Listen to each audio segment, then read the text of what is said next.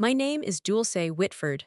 I'm 28 years old, and for most of my life, I believed what my family told me, that I was the slow one, the embarrassment, the daughter they had to apologize for in polite company.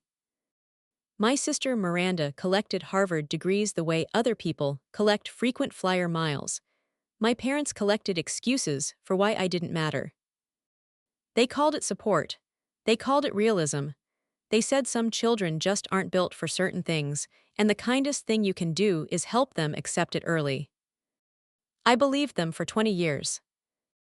Then, on the night they finally put it in writing, standing in front of 350 people at the Plaza Hotel, announcing Miranda's inheritance while I sat at table 27 near the service entrance, a stranger walked across the room and handed me an envelope.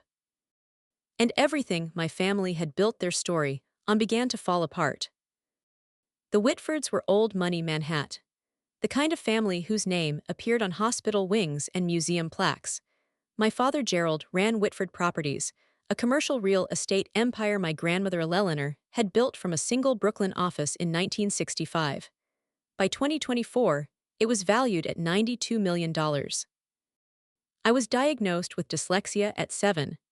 Letters on a page would swim and rearrange themselves like they were alive, turning simple sentences into puzzles that took me 3 times longer to solve than other kids. My parents' response wasn't support, it was strategy. For Miranda, violin lessons at Juilliard, French immersion, SAT prep with a Princeton graduate who charged $400 an hour. For me, when I was 12 and finally found the courage to ask about reading help, my mother Priscilla sighed the way people sigh when a conversation is already over. Dulce, she said, adjusting her bracelet rather than looking at me. We've already spent so much on specialists. At some point, we have to accept that some children just aren't academic. I was 12, I believed her. So I adapted on my own. Audiobooks became my lifeline. I developed a system of diagrams and flowcharts that helped me process information the way traditional reading couldn't. And every Sunday afternoon, I took the train to my grandmother's apartment on the Upper West Side, where she'd sit with me for hours, explaining things through stories instead of textbooks. Dulce, she told me once, her weathered hand covering mine, you read slower than most, but you see things others miss. That's not a disability, sweetheart, that's a different kind of vision. I didn't fully understand what she meant then. I would. Christmas 2018. 20 relatives around the mahogany table in my parents' Upper East Side townhouse. Crystal chandeliers, catered dinner, the annual performance of Whitford family perfection. My father stood at the head of the table, wine glass raised. He had the kind of voice that filled rooms without trying. Miranda has been accepted to Harvard Law School, full scholarship. The applause started before he finished the sentence. Miranda blushed with practiced modesty. Uncle Richard clapped her shoulder. Aunt Catherine pressed a napkin to her eyes like she was watching a graduation, not a dinner announcement. My eldest daughter, Gerald continued, will be the first Whitford to attend Harvard in 3 generations. Then his gaze traveled down the table, to me. The warmth left his voice, like heat leaving a room when a door opens. And Dulce, he paused, just long enough to make the pause mean something. Well, Dulce is also here. Soft laughter. The uncomfortable kind, where people don't know whether they're supposed to join in, so they do it quietly like they can take it back. Miranda laughed too. I stared at my plate. The roasted lamb went blurry. Under the table, a hand found mine. Thin fingers, papery skin. My grandmother Eleanor, seated 2 seats away, squeezed once. When I looked up, her eyes held something fierce, something directed at her own son that I'd never seen her direct at anyone. She didn't say anything, not then. But 3 months later, she called me to her apartment, said she needed to show me something important. I didn't know it yet, but that Christmas dinner, that 30 seconds of casual cruelty in front of 20 witnesses, had set something in motion that would take 5 years to detonate. After graduating from a state university in 2022, I applied for a position at Whitford Properties. I wanted to contribute. I wanted to prove I could be part of something that bore my own name. My father hired me as an administrative assistant. Salary, $42,000 a year. That same month, Miranda joined as chief legal counsel. Her salary, $280,000 plus bonuses. My job was photocopying documents, booking conference rooms, and getting coffee for executives who never learned my name. I wasn't invited to a single meeting. Never shown a contract. When senior staff discussed deals in the hallway, they spoke over my head like I wasn't standing directly between them. But I watched. And I listened. I discovered something about myself in those long hours in the copy room. I could spot patterns others missed. When executives talked about deals, I'd sketch diagrams of the relationships between parties, the flow of money, the leverage points, the conflicts buried 3 layers down. The same skill I'd developed to compensate for my reading had quietly become something else entirely. My grandmother had taught me this. During those Sunday afternoons at her apartment, she'd spread old contracts from the company's early days across her kitchen table. "Your father reads contracts like a lawyer," she told me once in 2019. Her health had started declining by then, but her eyes were still sharp. "He looks for what he can exploit. You read them like an architect. You see how all the pieces connect." That same afternoon, she handed me a small wooden box. Mahogany, brass hinges. "Keep this safe, don't open it yet." Her grip was firm. "When you need it, you'll know." I took the box home, tucked it in my closet, tried not to think too hard about the weight of her words. March 2019. I sat across from her in the living room where I'd spent so many Sundays. The walls were covered in photographs. Eleanor breaking ground on her first Brooklyn property in 1965. Eleanor accepting a Women in Business award in 1987. Not a single photo of my father at the helm. "I built Whitford Properties from nothing," she said. Her voice still carried decades of steel even then. "Your father inherited it. He didn't build it. He doesn't understand what it means to create something." She looked at me steadily. "I judge people by how they treat those who can't fight back. And you, Dulce, are the only one in this family who knows how to be kind." She pressed the wooden box back into my hands. "There's something inside that might help you someday, but not yet. You're not ready, and neither is Gerald." Her grip tightened around mine. "When the time comes, when he shows you exactly who he is, you'll know what to do." I wanted to ask what was inside, why she'd chosen me, what she meant by exactly who he is. But she changed the subject. Started talking about the weather, her garden, the book she was reading. 18 months later, she was gone, pancreatic cancer. I held her hand in the hospice, the only family member at her bedside. The box sat untouched in my closet. April 2024, Tuesday afternoon, an email arrived. Subject, position restructuring, confidential. Dear Ms. Whitford, as part of our ongoing organizational optimization, your current position will be eliminated, effective July 1st, 2024. I read it 3 times. That evening, I stayed late organizing files no one would ever look at. Through the thin wall between my cubicle and my father's corner office, I heard voices. "Gerald and Priscilla. Can't have her here when Miranda takes over." My father's voice was low but clear. "It looks bad. The CEO's sister working as a secretary." "What do you mean?" "People will ask why she's not in leadership, why we haven't promoted her." A pause. "Why she's the way she is." My mother's response came soft, almost gentle, which was somehow worse. "We've done everything we could for her, Gerald. Some children just don't have what it takes." "Exactly, so she needs to go. Generous severance. She can find something more suited to her abilities." I pressed my palm flat against the cubicle wall. $42,000 a year. My studio apartment in Queens, shared with 2 roommates, cost $1,800 a month. No savings, no safety net. 2 months before I'd be underwater. But it wasn't the money that turned my chest cold. It was the understanding settling into my bones like frost. If I accepted this, if I let them do this without a word, I would spend the rest of my life as the Whitford family failure. Not because I'd actually failed, but because I'd never once been given the chance to succeed. Miranda's graduation party was tomorrow. I wondered what other announcements my father had planned. May 15th, 2024, the Plaza Hotel Grand Ballroom. 350 guests, business partners, investors, lawyers from white-shoe firms, extended family I barely recognized. Crystal chandeliers cast prismatic light across silk tablecloths while a 12-piece orchestra played Gershwin in the corner. This was Gerald Whitford's kingdom, his stage. I stood in the entrance tugging at the hem of my dress. Black, simple, $79 from Zara, which was the most I could afford on my salary. Everyone else glittered in designer gowns and tailored tuxedos. My mother intercepted me before I reached a seat. Her gaze traveled from my drugstore makeup to my scuffed heels without stopping anywhere in between. You couldn't find anything nicer. This is what I have. You'll be at table 27. She adjusted her Cartier bracelet. Near the service entrance, try not to draw attention to yourself. She leaned closer, her Chanel No. 5 overwhelming in the small space between us. Tonight is Miranda's night. Whatever you're feeling, keep it to yourself. Don't embarrass us.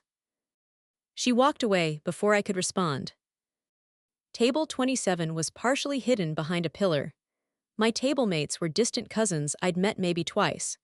From my seat, I could see the main stage, the massive portrait of Miranda in her Harvard regalia, the banner reading "Congratulations, Miranda Whitford, Harvard Law Class of 2024.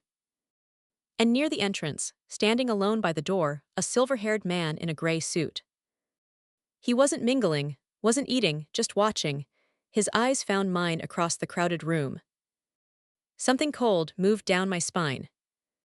At 8:30 p.m. the orchestra stopped, the lights dimmed, Gerald took the stage.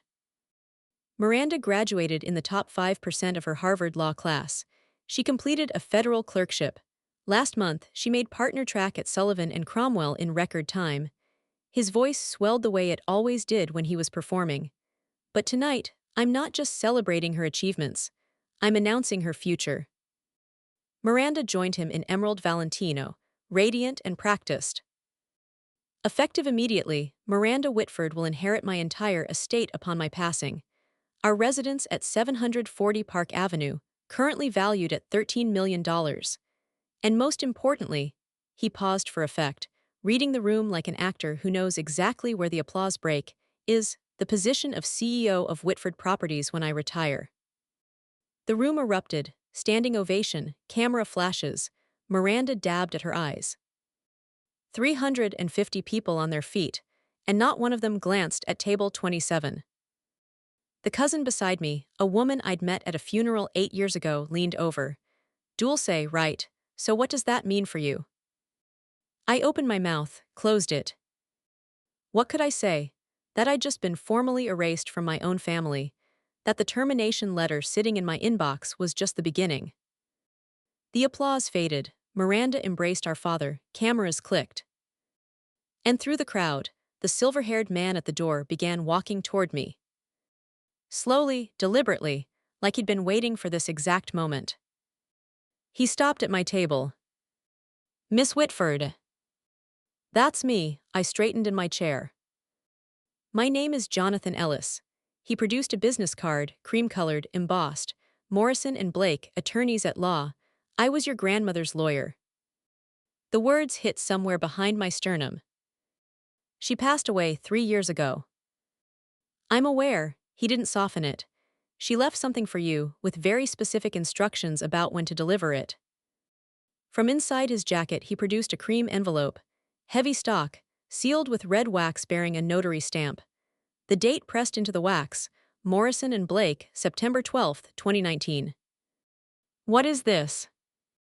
Her will, his voice dropped half a register. The real one, the one your father doesn't know exists. I stared at the envelope in his outstretched hand. Your grandmother gave me explicit instructions, Ellis continued. I was to deliver this document on the day your father publicly disinherited you. He glanced toward the stage, where Gerald and Miranda were still accepting congratulations. I believe that just occurred. My hands were trembling when I took it. Mr. Ellis, what's in here? For the first time, something almost like warmth crossed his face. Mrs. Eleanor told me to tell you, give this to Dulce on the day Gerald shows her exactly who he is. By then, she'll be ready. He straightened his tie. I'll be available when you have questions. Then he turned and disappeared into the crowd. I couldn't breathe inside that ballroom. I pushed through the service entrance and found an empty corridor near the kitchen. Fluorescent lights buzzed overhead. The celebration behind me muffled to a distant hum. My fingers shook as I broke the wax seal. Inside, 3 pages of dense legal text, a notarized signature, a date, September 12, 2019. I read slowly, carefully. The letters swam, but I forced them into focus, the way my grandmother had taught me. I, Eleanor Margaret Whitford, being of sound mind and body, do hereby revoke all previous testamentary documents and declare this to be my last will and testament. My eyes caught on a paragraph near the middle.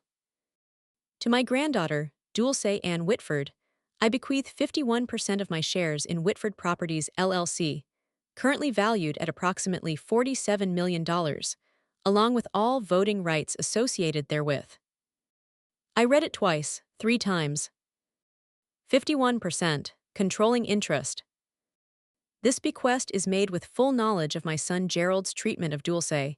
She has been excluded, diminished, and denied opportunity, not due to lack of ability but due to lack of support. Dulce is not slow. Dulce was abandoned, and I will not allow her father's prejudice to continue after my death. A sob caught in my throat. Grandma had seen, she'd seen everything. Condition: to activate this bequest, Dulce must formally request an emergency board meeting within 72 hours of receiving this document. Failure to act within this window will render this will null and void, and all assets shall transfer per my 2015 testament. 72 hours. The deadline would fall at 8:30 p.m. on May 18th. I leaned against the cold wall, the document pressed to my chest. My grandmother had spent 5 years preparing this moment. She'd planned for every contingency, every delay, every argument my father might make. She'd even planned for my hesitation because she knew me. She'd given me a weapon. Now I had to decide whether I was brave enough to use it. Jonathan Ellis was waiting by the coat check when I emerged. The 72-hour clause, I said. Why would she put that in? Your grandmother knew you, Miss Whitford. He handed me a second card, a personal cell number handwritten on the back. She knew that without a deadline, you'd spend weeks convincing yourself not to act. The clause isn't a punishment. He looked at me steadily. It's permission. Permission to stop waiting for your family to change their minds about you. Through the ballroom doors, I could see my father still on stage, posing for photographs with Miranda. My mother circulating among guests, accepting congratulations as though she'd earned them herself. If I did this, I would destroy every relationship I had left. My parents would never forgive me. Miranda would call it betrayal. But if I said nothing, if I walked away and accepted their version of who I was, I would spend the rest of my life as the daughter who didn't matter. Not because I'd failed, because I'd never been allowed to try. Miss Whitford, Ellis's voice cut through my spiral. Your grandmother believed in you. She spent the last 3 years of her life preparing for this moment. The question is, he paused, do you believe in yourself? I looked down at the will in my hands, at the elegant signature of the woman who'd held my hand under Christmas tables and taught me to read contracts like architecture. I'll call you tomorrow, I said. We're requesting that board meeting. Ellis allowed himself a small smile. She said you would. That night, back in my cramped Queen's apartment, I finally opened the wooden box. My roommates were asleep. The only light came from the street lamp outside my window, casting orange stripes across the bed, where I sat cross-legged with the mahogany box in my lap. The brass hinges creaked. Inside, a handwritten letter on Eleanor's personal stationery, a faded document with a 1965 date stamp, and a USB drive, sleek and modern, clearly added much later. I reached for the letter first. My dearest Dulce, if you're reading this, Jonathan has done his job, and your father has done exactly what I feared he would. I'm sorry I couldn't protect you while I was alive, but I can protect you now. The enclosed document is the original partnership agreement from 1965, when I founded Whitford Properties with two colleagues who have long since passed. Your father has never seen it. It establishes that the founders' shares carry permanent voting rights that cannot be diluted or transferred without board approval. The USB contains something else, something your father hoped I'd forgotten. In 2018, Gerald proposed a resolution to reduce my voting rights from 51% to 10%. His stated reason: I was too old to understand modern business. The real reason: he wanted control and I was in his way. The board rejected his proposal by 2 votes, mine and Margaret Coleman's. I never forgot what he tried to do, and I never forgave him for the way he treated you to justify it, as though diminishing you somehow proved I was unfit. Use this wisely, Dulce, not for revenge, for justice. All my love. Grandma Eleanor. I plugged the USB into my laptop. The file was labeled, Board Meeting Minutes, March 2018. My father's voice came through the speakers, recorded in his own boardroom. Eleanor is 81 years old. She doesn't understand modern business. I'm moving to reduce her voting rights to 10%. I listened to it twice, then I closed the laptop and sat in the dark for a long time. My grandmother hadn't just left me shares. She'd left me the whole story. Margaret Coleman answered on the second ring. Dulce Witford. Her voice carried the warmth of someone who'd been expecting this call for years. I've been wondering when you'd reach out. You know who I am. Sweetheart, your grandmother and I built half of Brooklyn together in the 70s. She talked about you constantly. A pause. She also told me about the will 3 years ago, right before she passed.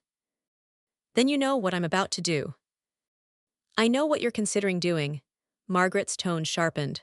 There's a difference. You want to request an emergency board meeting. That requires 3 board members to sign the petition. I'm one. You'll need 2 more. Can you help me find them?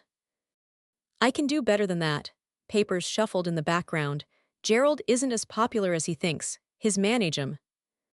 Ent style is, let's call it, autocratic.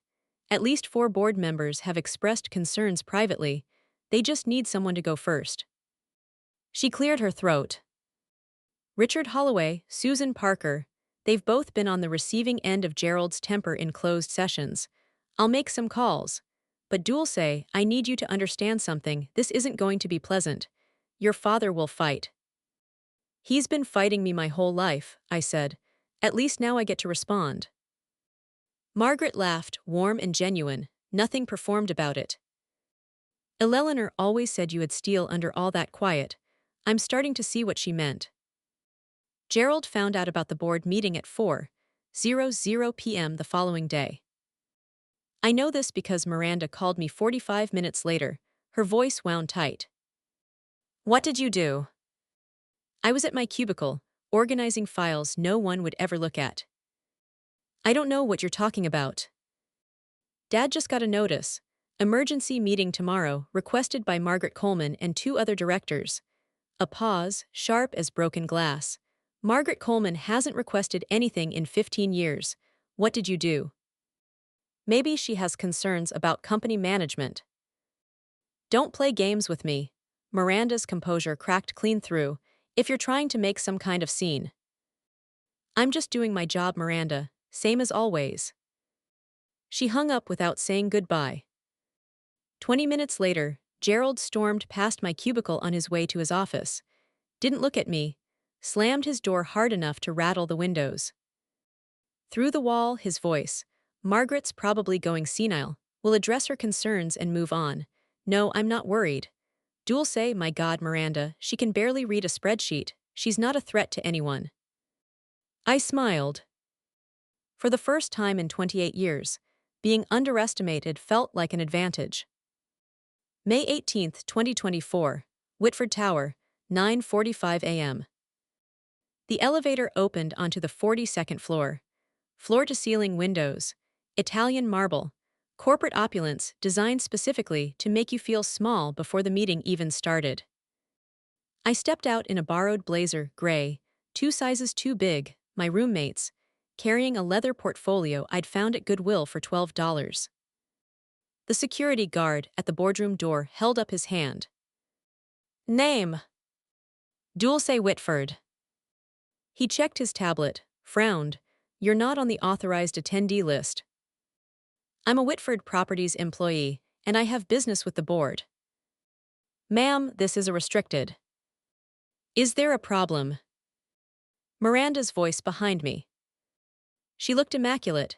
Navy power suit, Herm's scarf, the uniform of someone who had always belonged in boardrooms. Dulce, her smile didn't reach her eyes. What are you doing here? I have information to present to the board. About what? She laughed, performative, clipped. You work in the copy room. The nature of my presentation is confidential. You don't even know what ROI stands for. Return on investment. It's not that complicated. Miranda's smile flickered. Before she could recover, our father appeared at the end of the hallway, flanked by 2 senior executives. What's going on here? Dulce wants to attend the board meeting, Miranda said. I was just explaining. Dulce, Gerald looked at me the way he always did, like I was a stain he couldn't quite scrub out. Go back to your desk. This doesn't concern you. Actually, a voice from inside the boardroom. It does. Margaret Coleman appeared in the doorway.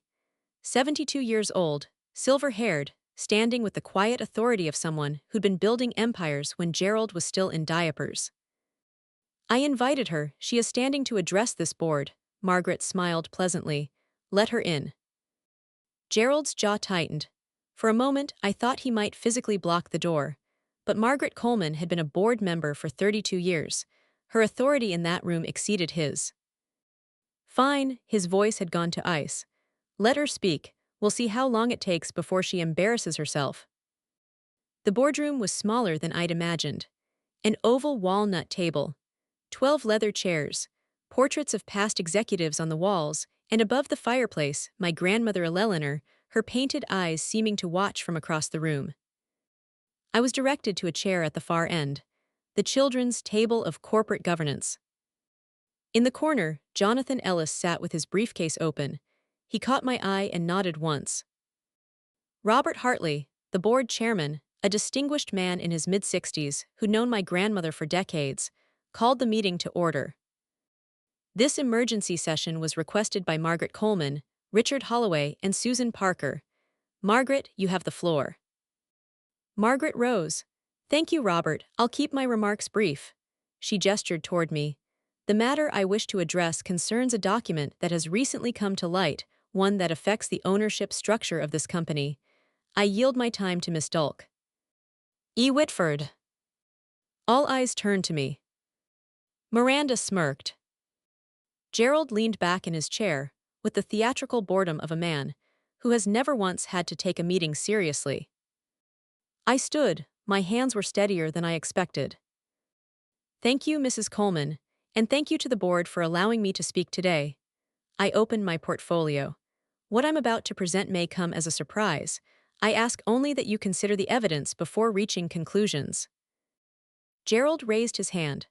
Robert, I'm sorry, before we waste the board's valuable time, he stood, buttoning his jacket with deliberate slowness, the move of a man who owns the room. I need to provide some context. Dulce is my daughter and I love her, but she's not qualified to address this board on any business matter. She works in an administrative role. She has no legal training, no financial background, no strategic experience. Miranda chimed in.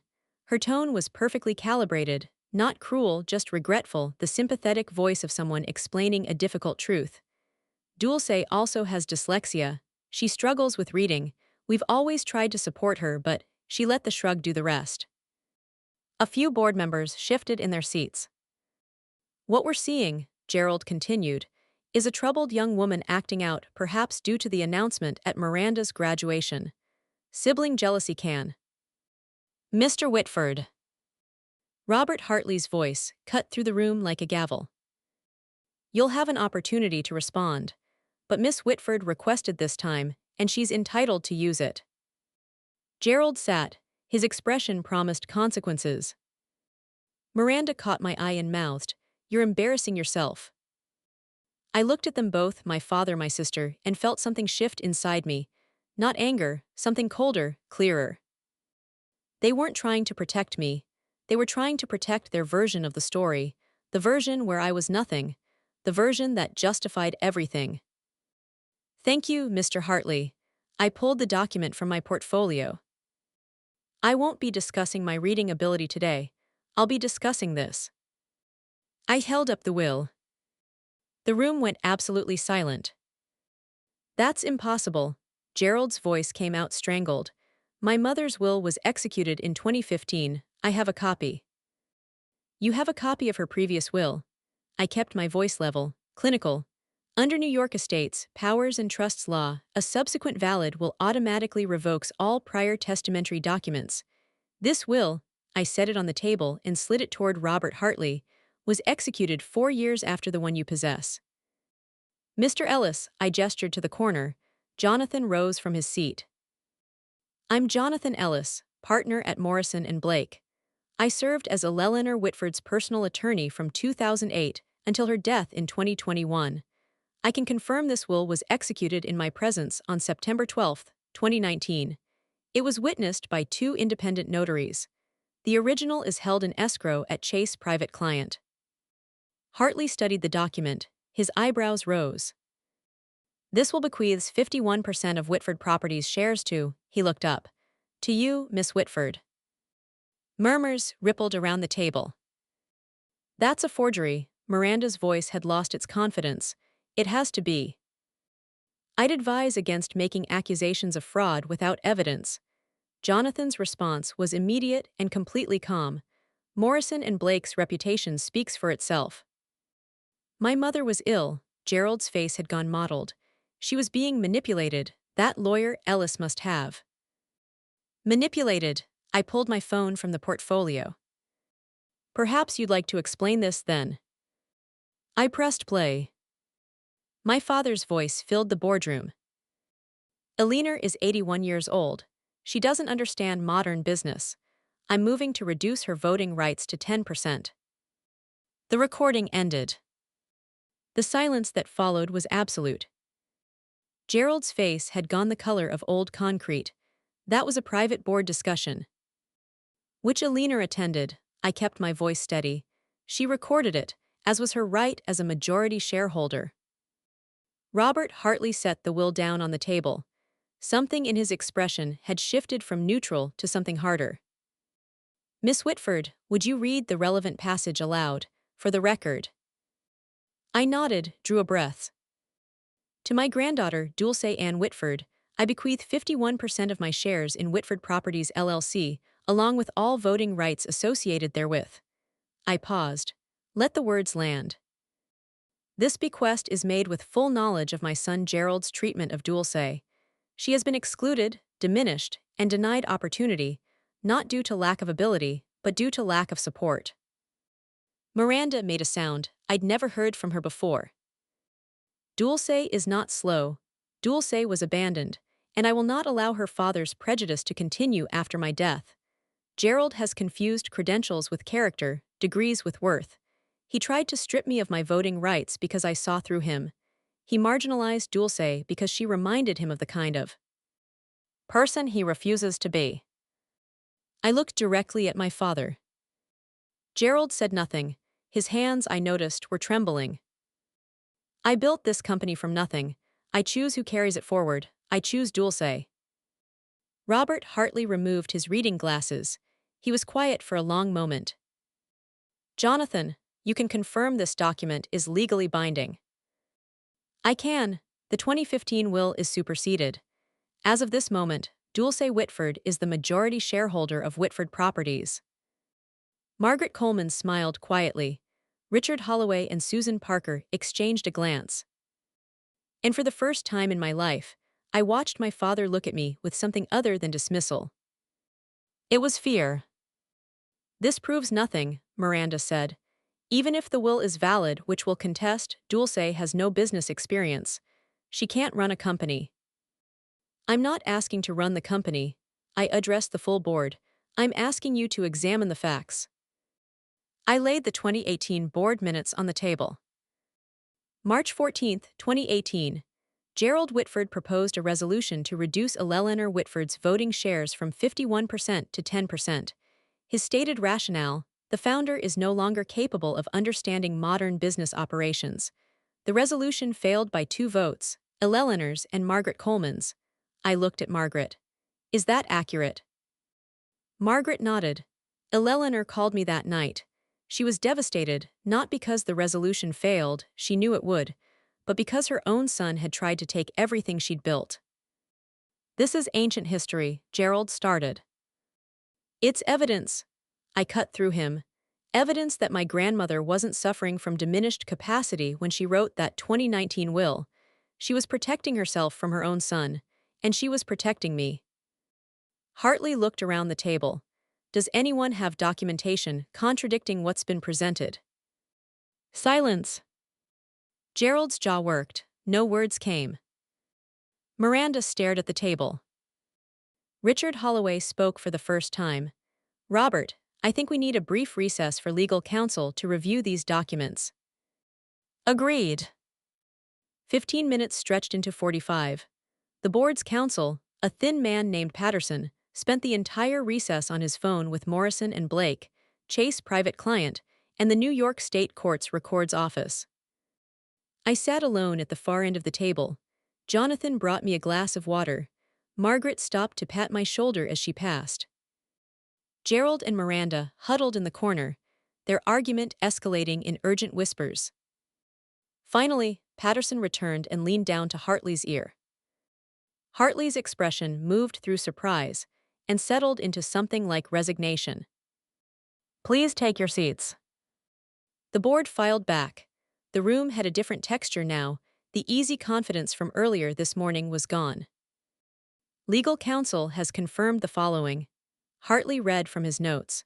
The will presented by Miss Whitford is valid under New York state law. It supersedes all previous testamentary documents. Effective immediately, Dulce Whitford holds 51% of Whitford Properties shares. Someone at the table drew a sharp breath. Additionally, as majority shareholder, Miss Whitford has the right to propose motions to the board, including matters pertaining to executive leadership. He looked at me. Miss Whitford, do you have any motions you wish to bring forward? I stood.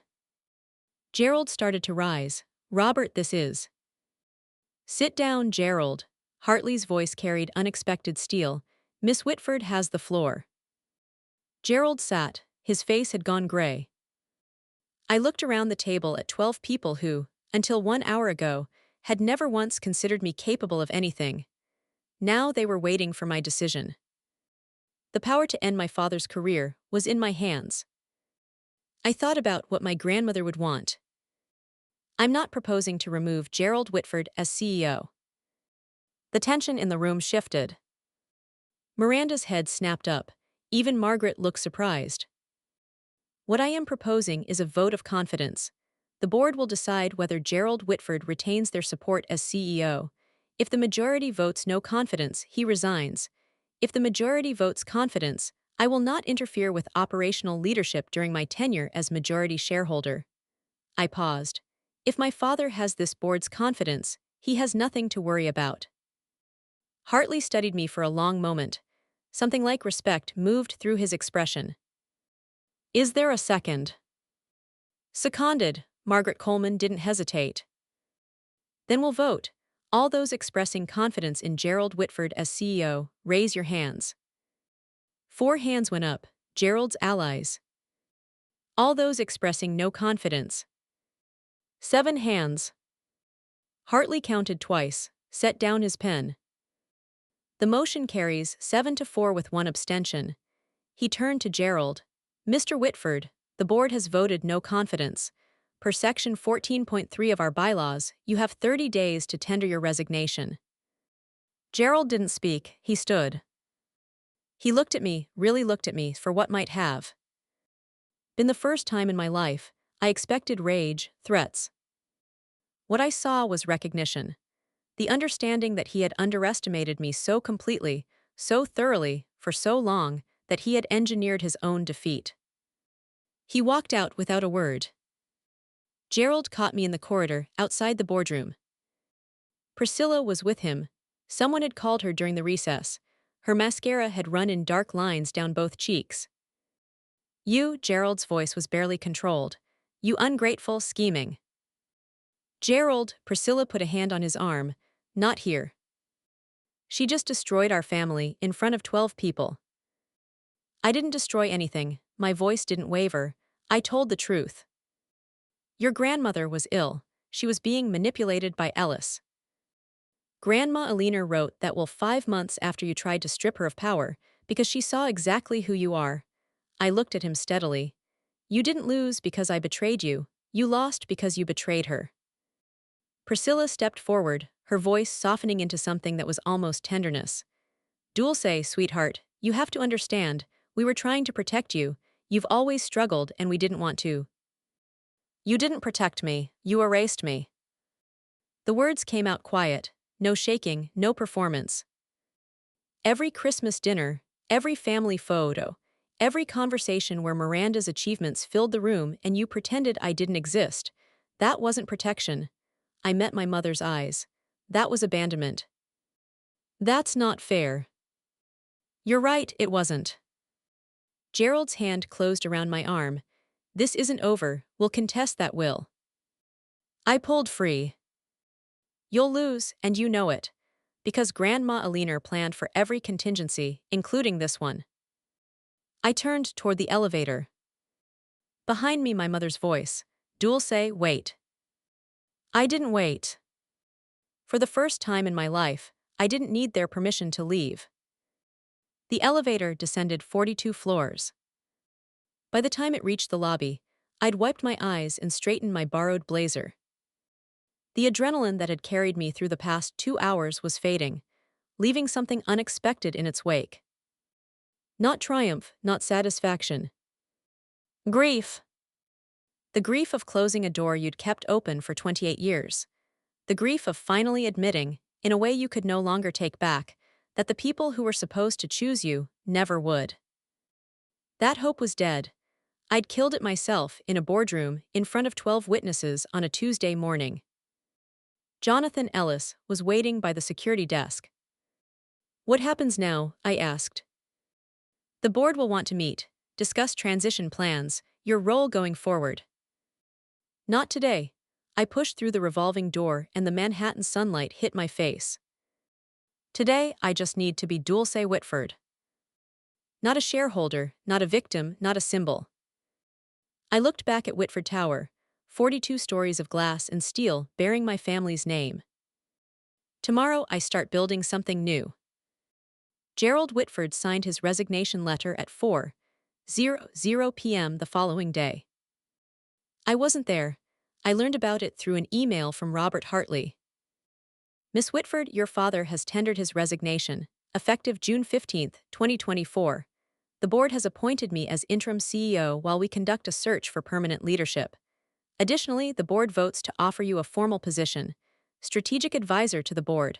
This role would allow you to participate in major decisions while you determine your long-term relationship with the company. Please let me know your thoughts. Robert Hartley. I forwarded it to Jonathan Ellis. His response came within an hour. Fair offer, no hidden strings. Congratulations, Dulce. That evening, an all-staff email went out across Whitford Properties. Effective June 15th, Gerald Whitford would step down as CEO. Robert Hartley would serve as interim, and the board welcomed Dulce Whitford as strategic advisor in her capacity as majority shareholder. My phone buzzed with messages. Colleagues I'd worked beside for 2 years, people who had never once learned my name, suddenly wanted to reconnect, have coffee, catch up. I ignored most of them. But one message I saved. Patricia Morales, an executive assistant who'd started at the company in 1987 and worked directly with my grandmother. Dulce, Alina used to talk about you constantly. She said you saw things others missed. I never understood what she meant until today. Welcome to the boardroom. She'd be so proud. Some validation doesn't come from family. Sometimes that's better. 1 week later, the story went public. New York Business Journal. Whitford Properties shakeup. Founder's granddaughter takes control after secret will surfaces.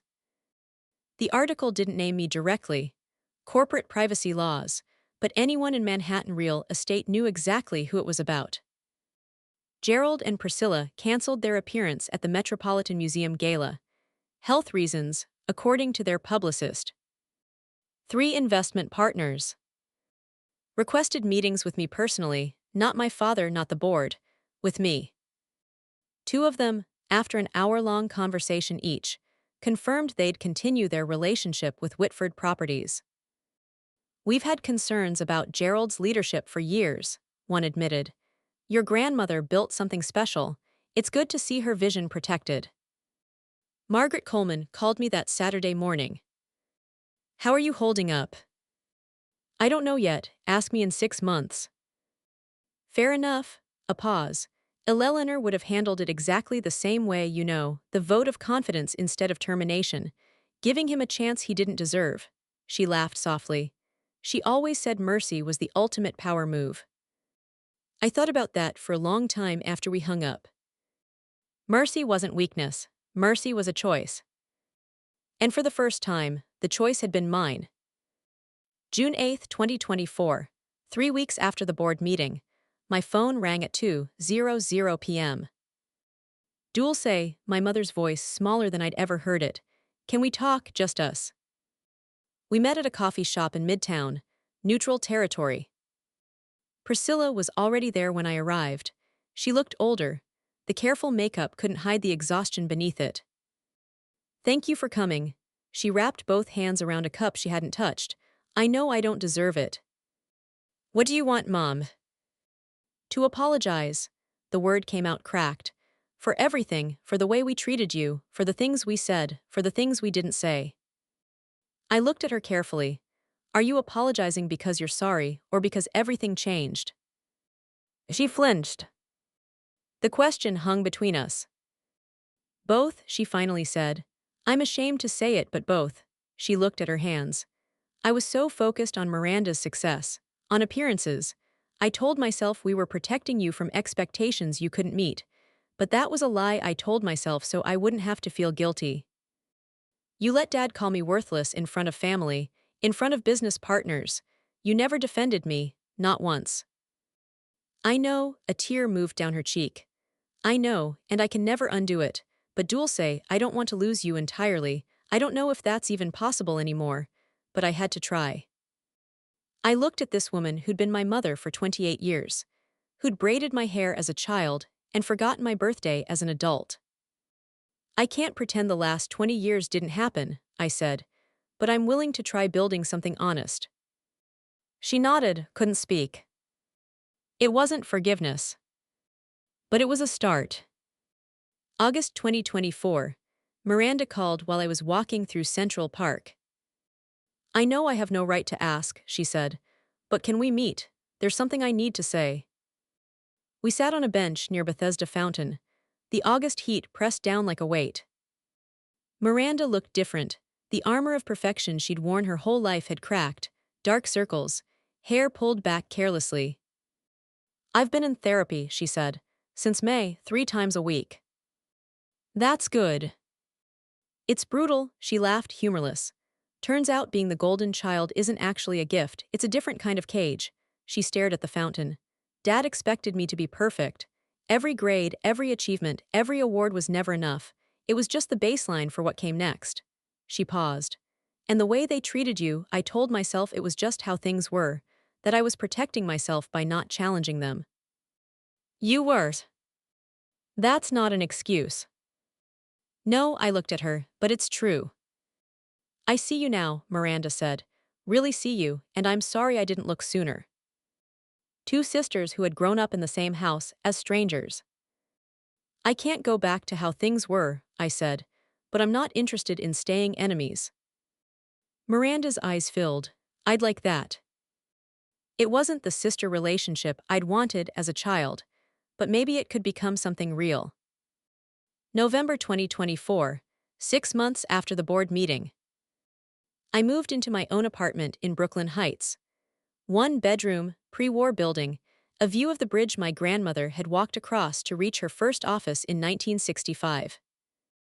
The rent was more than I'd ever paid. I could afford it now. My new title, Director of Sustainable Development at Whitford Properties. Salary, $185,000 a year, plus dividends from my shares. A new division, Green Building Practices, Environmental Impact Assessment, the kind of innovation Eleanor would have championed if she'd lived to see it. My idea, my design. Gerald called once a month now.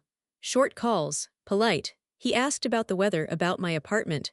We both pretended the past hadn't happened. It was easier that way. Priscilla and I had lunch every other week. Slowly, awkwardly, she was learning to see me as a person instead of a problem. It wasn't the mother-daughter relationship I'd dreamed of as a child, but it was honest, which was more than we'd ever had before. Miranda and I got coffee on weekends. We were learning each other, really learn. For the first time. She told me about the pressure she'd carried. I told her about the loneliness. Neither of us pretended the past was acceptable, but we were writing a new chapter. On the wall of my apartment, I hung my grandmother's portrait, the same one that had watched over the boardroom for 40 years. Sometimes, in the evening light, I could almost see her smiling. "You did it, Grandma." She'd given me the tools, I just had to be brave enough to use them. Looking back, I understand something now that I couldn't have grasped at 27. Eleanor didn't leave me controlling interest in her company because I was better than Miranda. She left it to me because she knew I wouldn't let power corrupt me the way it had corrupted my father. Dyslexia isn't my flaw. It's part of who I am, alongside my visual memory, my patience, my ability to see systems where other people see only words on a page. The things that made me slow in my parents' eyes were the same things that let me see the truth when everyone around me was performing. Gerald judged worth by credentials, by degrees, by the ability to perform in boardrooms. Eleanor judged worth by character, by kindness, by how people treated those who couldn't fight back. I spent 28 years waiting for my family to see me. I'm done waiting. The real inheritance my grandmother left me wasn't shares in a $92 million company. It was the understanding that I never needed their permission to be exactly who I was. And nobody can take that away.